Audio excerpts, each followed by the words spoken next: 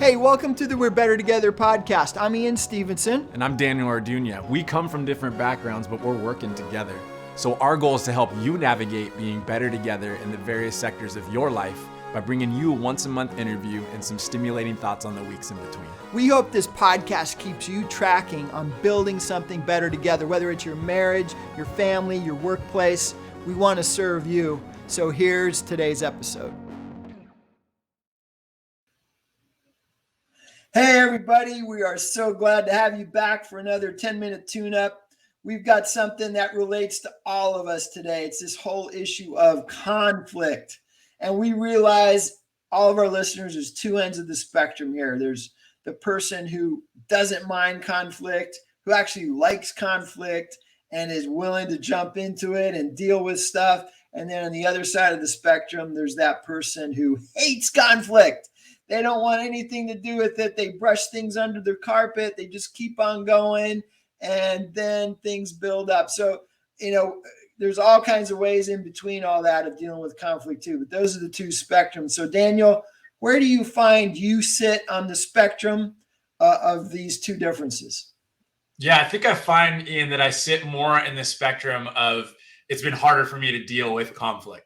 Yes, I'm extroverted and charismatic, but I think growing up, I was very much like this peacemaker. I didn't like seeing people fight.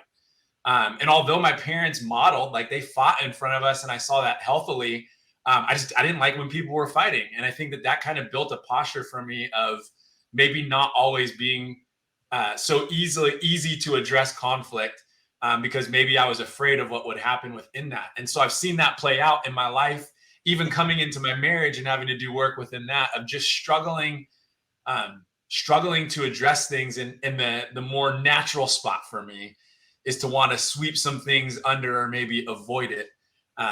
Ian, when you kind of think about that, and when I share, hey, in my marriage, sometimes I struggle with that. In my coaching, maybe sometimes I'll struggle with that, or in my place of work. What are any tools or tips that you would maybe give to someone that sits in my shoes?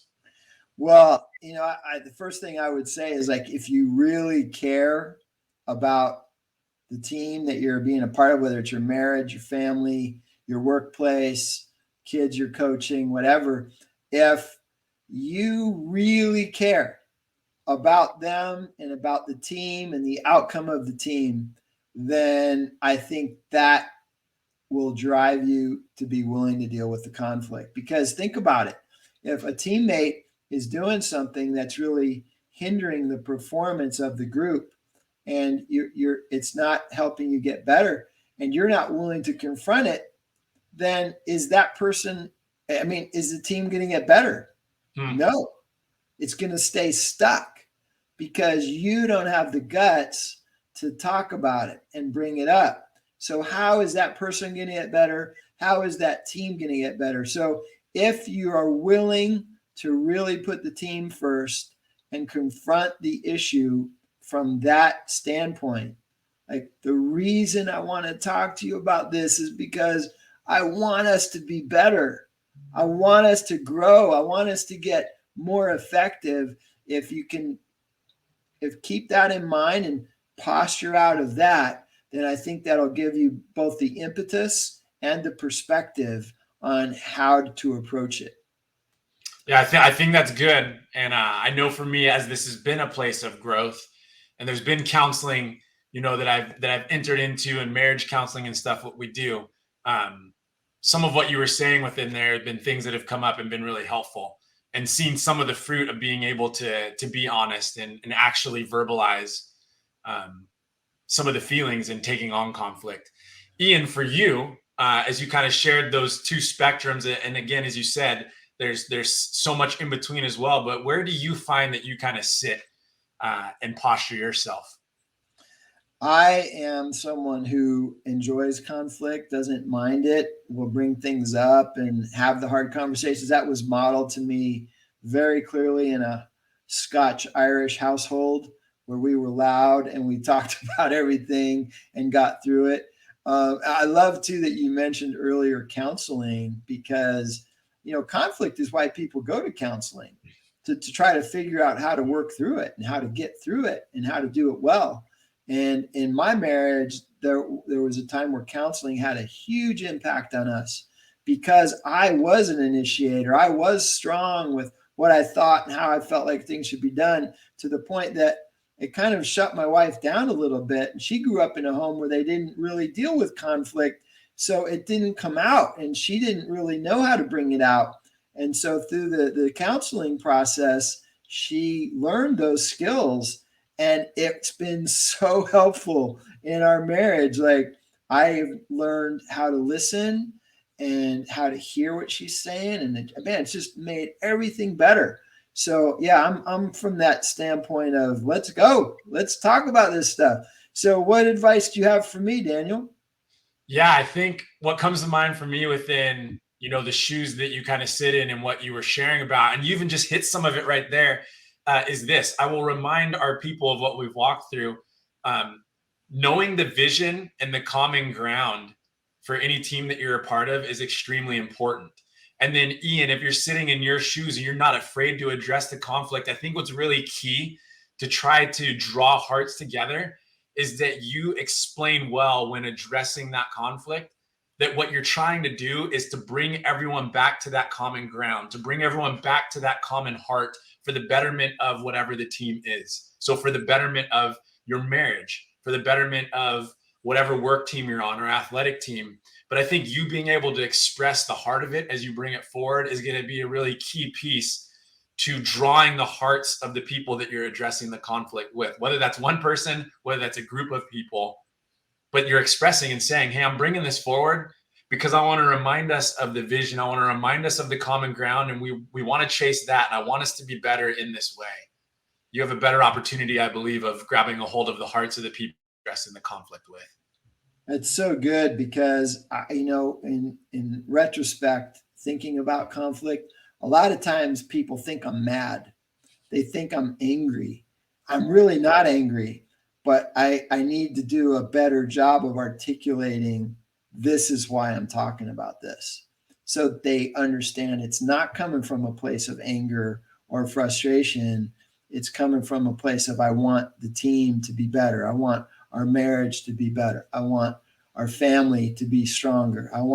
So if I lead with that, that'll help in that, and there's been occasions where I've been able to do that, but so many times because I just jump right in, people think I'm kind of ticked. I'm really not. Yeah. So that's great insight, man. So I think for our listeners to consider maybe what side of the spectrum they come from, it sounds like our central point is pretty similar. Like, lead with, it's because we want the team to get better. So because we want the team to get better, I'm going to have the courage to talk about this. Because we want the team to get better, I am bringing this up. I'm not angry. I care about our team, and I want us to see us get better.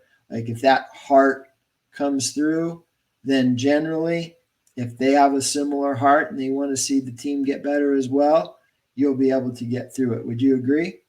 Yeah. And I think within that too, as we said, as you are talking about, you're bringing this up because you want to get better. If you have commonality, or if you have a common vision and a common goal in whatever that team is, I think reminding of that too. You're drawing them back to what it is that you're trying to chase after, what it is that you want this to be about. And somewhere within that, there's conflict because something's gotten off. Yeah. And so just bringing that back too is a way that you may not just destroy a person in terms of the conflict that you're bringing forward, because you're reminding them too, hey, we're about this. We're chasing after this. We're going after this in a good way. It's a great point. We talk about all the time on this podcast. Our mantra is focus, adjust, persevere. Clearly, dealing with conflict falls into the adjust category and the persevere category. But without the focus, as you just mentioned, you won't adjust and you won't persevere. So just a reminder for all of our folks, like, what is that focus? You will have to adjust. Conflict is a part of that, and persevering through it, because sometimes it takes multiple conversations You don't just land the plane after one conversation. Sometimes you got to keep circling, the airplane until it's ready to land. And that's what it takes, right? Yeah.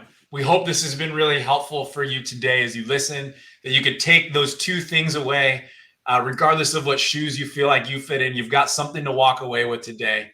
Ian just said that really well. We look forward to spending more time with you next week. So continue to join us. Share this with anyone that you feel like this would be helpful with when thinking about conflict. We are so excited that you chose to join us on today. Have a great day, everybody.